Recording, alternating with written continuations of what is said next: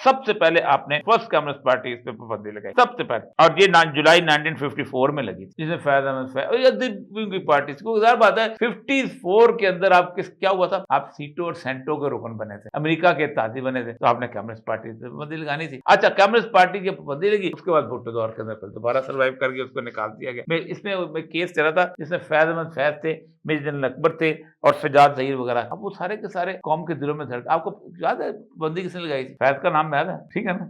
उनका नाम याद रहता है, इनका कोई नहीं रखता। इनके गले में लोग इनका नाम तक याद नहीं रखते जो पाबंदी लगाने वाला होता है। अच्छा, उसके बाद आप देखिए अवामी लीग पे आपने पाबंदी लगाई। अवामी लीग पे सबसे पहले ये था कि पहले तो उसके खिलाफ अगरतला साजिश केस चला। अगरतला साजिश केस के बाद हुआ ये था कि इसको गिरफ्तार कर लिया। फिर जब 1969 में मूवमेंट शुरू हुई, जब अयूब खान को जान के लाले पड़ गए कि ये तो मसला हो गया, तो उसी शेख मुजीबुर रहमान को दरवाजे पे खड़े होकर इस्तकबाल किया। वो सारे के सारे पार्टी लीडर वहां बैठे। फिर 1970 के इलेक्शन हुए। 70 के इलेक्शन के अंदर ये इसने 162 सीटें में से 160 सीटें जीती। एक राजा त्रिदेव राय और एक नूरुल अमीन की सीट। अब क्या करें, क्या इसको हुकूमत तो देनी नहीं है, उन्होंने इसकी पार्टी को बैन कर दिया। तीसरी आपने भुट्टो ने लगाई थी, ये किसी डिक्टेटर ने लगाई, नेशनल अवामी पार्टी पे उसने लगाई थी। शुरू से वो लगे हुए थे इसको बैन किया जाए। इसके बाद जो आखिरी पाबंदी लगी है वो है तहरीक लद्दाख पे लगी है। अभी 2021 में इमरान खान की हुकूमत थी।